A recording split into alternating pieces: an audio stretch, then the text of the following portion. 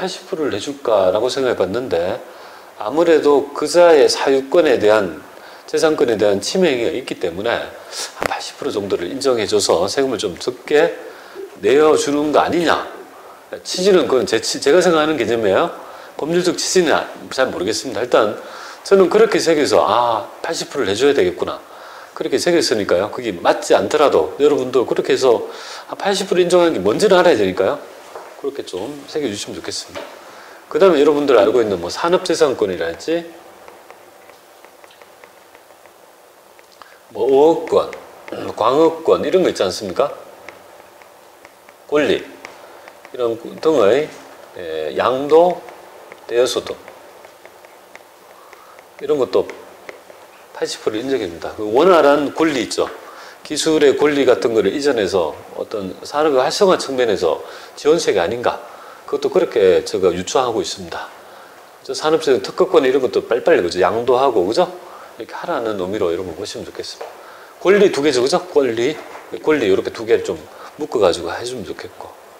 그 다음에 여섯 번째가 바로 마지막이 될까요?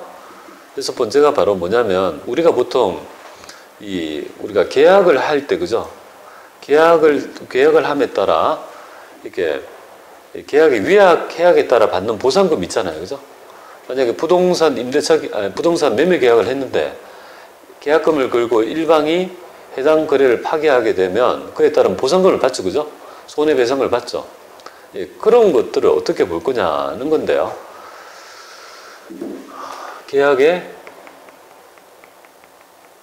위약이나 해약에 따른 보상금 중에서 다른 건 안 돼요. 계약을 어겼다. 그에 따라 받는 보상금이 있을 거 아니에요. 다른 건 안 되고 오로지 하나 80% 되는 거는 무조건 계약을 어겼다고 받는 거 다 되는 게 아니라 오로지 하나가 뭐냐면 주택입주 지체상금이라고 하는데요. 잘 이해 안 되면 보상금이라고 생각하시면 되겠습니다. 주택입주에 따른 지체보상금이라고 그렇게 생각하시면 되겠습니다. 자, 이거는 왜 80%를 인정해 주냐면 이거는 실비, 그죠? 이 개념은 실비를, 그죠? 실비 변상적인 개념이 깔려있다 이렇게 보면 되겠습니다. 우리가 아파트 계약을 했습니다. 건설회사와 본급 계약을 하고 입주 날짜를 봤습니다. 그래서 입주 날짜가 이제 다가왔어요. 한 달로 다가왔습니다. 그러면 기존의 주택을 어떤 식으로라도 처분을 해야 될 거죠. 뭐 전세면 전세, 매매면 매매.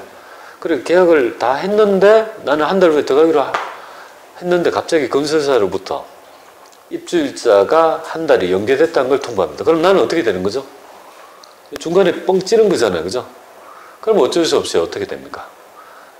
건설사로부터 그에 따라 보상금을 받아요. 그죠? 근데 그 받기 전에 나는 그럼 한 달 동안에 어딘가 임시로, 그죠? 가족들이 있을 곳이 필요하지 않습니까? 짐은 이삿짐센터에 보관하고, 잠은요, 모텔이나 여관이나 하여튼 잡아서 가족들끼리 한 달을 버텨야 될 거 아닙니까? 그럼 거기에 따른 실비가 들어갈 거 아니에요, 그죠? 그쵸? 실비가 들어갈 거다.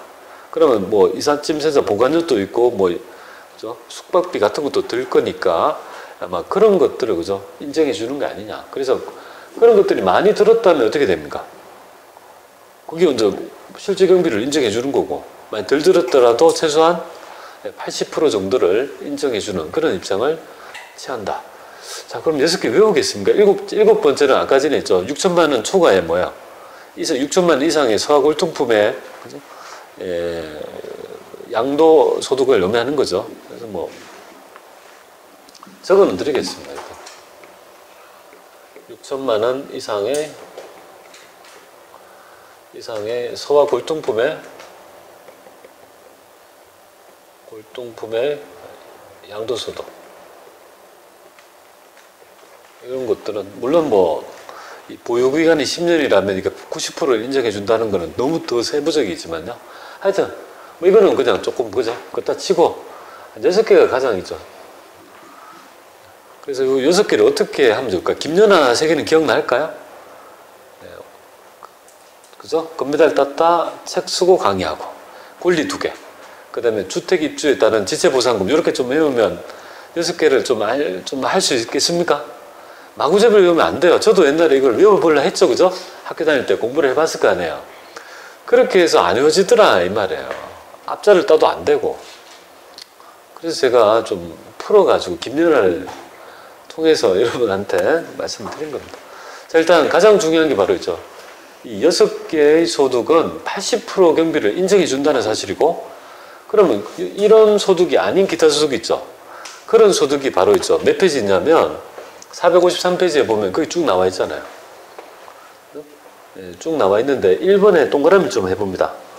저작자 또는 실현자, 음반 제작자, 방송사업자 외의 자의 동그라미입니다.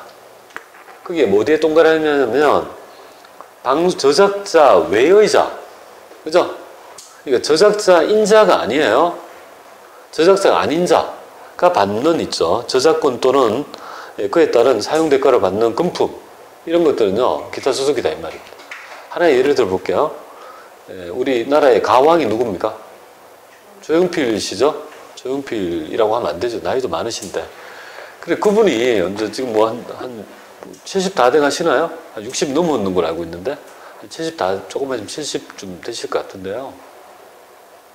이제 60 한 중반이나 너무 나이가.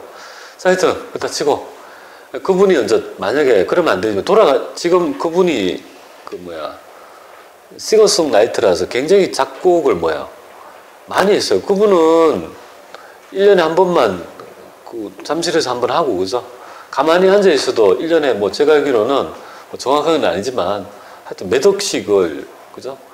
저작료로 받는다라고 알고 있습니다. 그죠? 그러니까 그분들은 가만히 있어서 저작료만 해도 몇 억이 되니까. 그리고 실황 잠실에서 하면 얼마 받는 줄 알아요? 개런티가? 여러분들이 아마 연예인들 수입을 잘 모르실 거예요, 아마. 여러분들 강호동이가, 그죠? 얼마 정도 버는 줄 아세요? 모르시죠? 감각이 안 나오죠? 대충 1년에 얼마 벌까요? 방송국으로 받는, 광고 수입하고 방송 받는 금액이 얼마쯤 될까요? 1년에? 한번 생각해 보세요. 한 얼마쯤 될까요? 연봉이 얼마 벌까요? 대충 30억. 보람 씨는 얼마 정도? 10억. 미진 씨는 얼마 정도? 30억. 간을 좀 키우세요. 간을 좀.